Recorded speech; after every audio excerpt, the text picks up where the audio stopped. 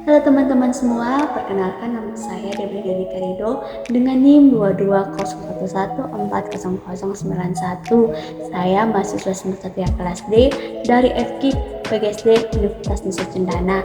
Di sini saya akan membuat video dengan materi transformasi guru sekolah dasar sebagai penggerak kemajuan pendidikan dasar di era revolusi industri 4.0.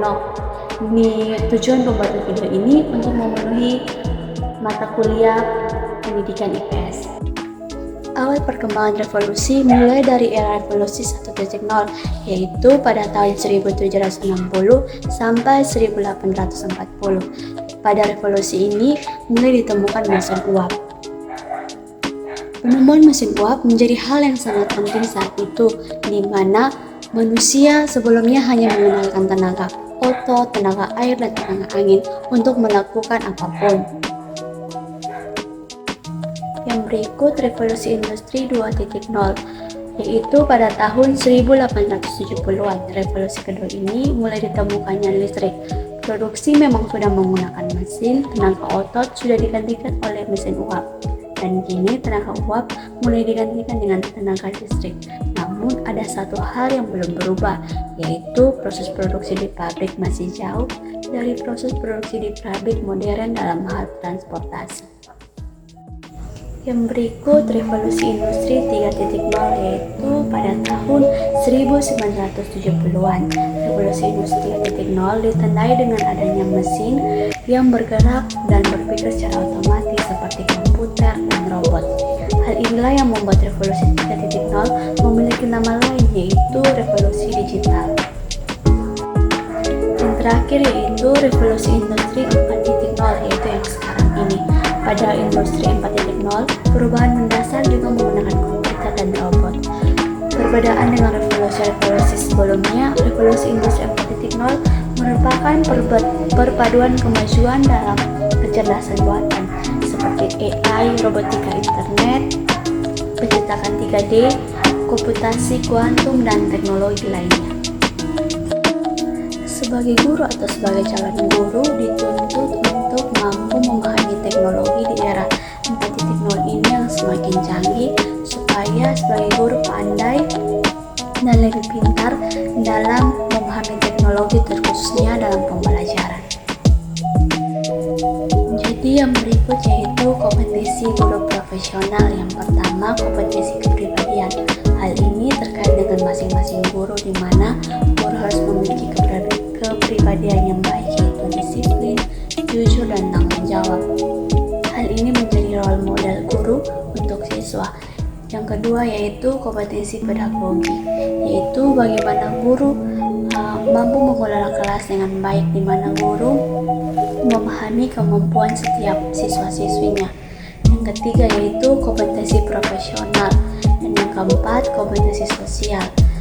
Sosial ini berbicara tentang komunikasi, di mana guru bukan hanya komunikasi dengan siswa, tetapi guru mampu melakukan komunikasi dengan orang tua dan masyarakat. Ini adalah kompetensi yang harus dipahami sebagai guru atau sebagai calon guru ke depan.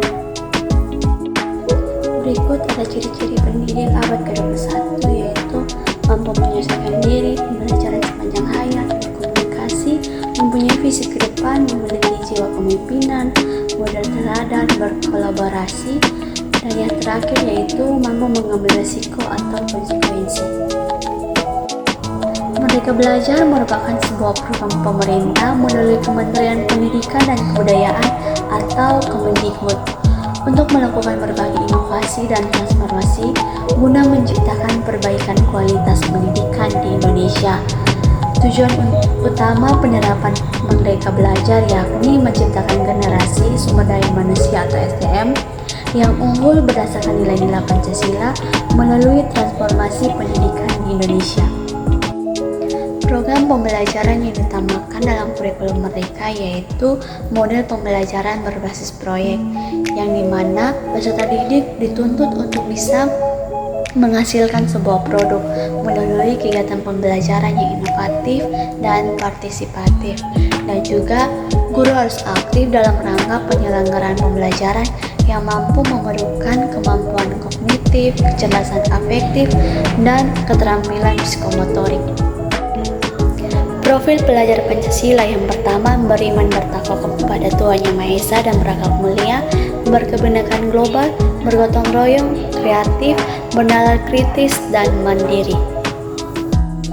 Berikut nilai-nilai sebagai guru penggerak. Yang pertama, berpihak kepada peserta didik, reflektif, kolaboratif atau kerjasama, mandiri, dan inovatif.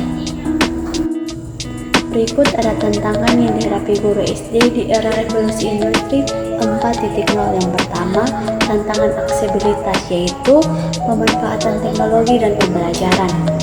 Yang kedua, tantangan psikologis, yaitu merasa cemas dan ragu dalam memanfaatkan teknologi dalam pembelajaran. Yang ketiga, yaitu tantangan profesionalisme, yaitu guru harus rajin mengupgrade diri dengan pelatihan dan sejenisnya. Pembelajaran yang berdiferensiasi adalah serangkaian keputusan yang masuk akal yang dibuat guru yang berorientasi kepada kebutuhan murid.